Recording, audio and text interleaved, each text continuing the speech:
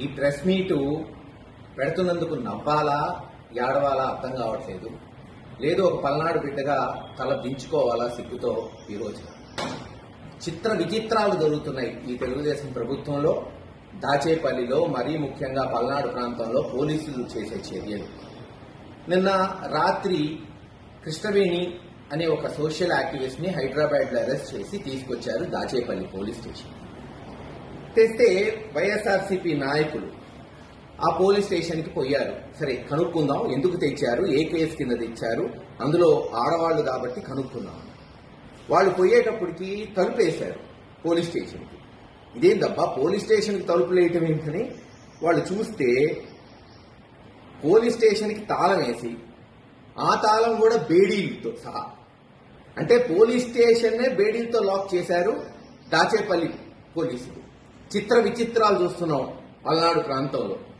ఎక్కడన్నా ముద్దాయిలకి బేడీలేసి కోర్టుకు తీసుకెళ్లారు, శిక్ష పడినప్పుడు ముద్దాయిలకి బేడీలేయటం విన్నాం కానీ పోలీసులే వాళ్ల పోలీస్ స్టేషన్కే బేడీలేశారనేది బహుశా చరిత్రలో ఈ దేశంలో మొట్టమొదటిసారి వింటున్నాం, చూస్తున్నాం. మరి ఇంతకన్నా సిగ్గుచేటి ప్రభుత్వానికి ఉంటుందా, అధికారులకు ఉంటుందా? ఈరోజు ప్రజలందరూ, ఆంధ్ర రాష్ట్ర ప్రజలు ఆలోచించాలి.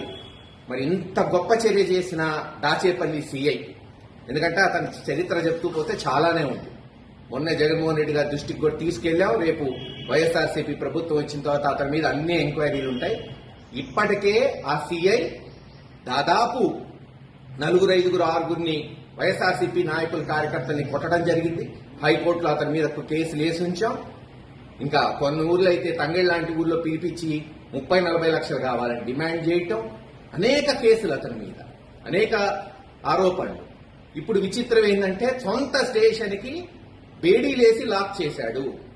ఇటువంటి గొప్ప చర్య చేసినందుకు నేనైతే ఇటువంటి గొప్ప చర్య దేశంలో, రాష్ట్రంలో ఏ సీఐ చేయనటువంటి చర్య, తన సొంత పోలీస్ స్టేషన్లే బేడీలేసి లాక్ చేసి ఎవరిని రానినందుకు ఇతనికి ఖచ్చితంగా రేపు ఇండిపెండెన్స్ డేకి అవార్డు ఇవ్వాలి. ఒక ఉన్నతమైన పోలీస్ ఆఫీసర్ గా అవార్డు ఇవ్వాలని కోరుకుంటున్నాం. ఇటువంటి పోలీస్ ఆఫీసర్ అసలు కనపడ్డు, వినపడ్డు, దొరకడు కూడా ఎక్కడ దేశంలో ఇటువంటి చర్యలు చేపడుతున్నందుకు. పైగా అంటాడు వైఎస్ఆర్సీపీ నాయకులు పోలీస్ స్టేషన్ కి రాకూడదు. అంటే ఎందుకు రాకూడదు? పోలీస్ స్టేషన్ అనేది ఒక ప్రభుత్వమే కాదు, గవర్నమెంట్ ఆఫీస్. ఎవరైనా రావచ్చు, ఏ పార్టీ వాడైనా రావచ్చు, ఏ ప్రజలైనా రావచ్చు. వైఎస్ఆర్సీపీ వాళ్ళు రాకూడదంట. బోర్డు పెట్టమన్నారు మా వాళ్ళు.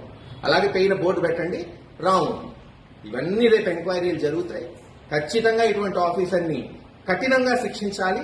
అసలు ఈ ప్రభుత్వం ఏం చేసిద్దో, సొంత పోలీస్ స్టేషన్కే బేడీలేసిన ఇటువంటి సిఐని డీజీపీ గారు ఏం చేస్తారు, హోమ్ మినిస్టర్ గారు ఏం చేస్తారో సమాధానం చెప్పాలి.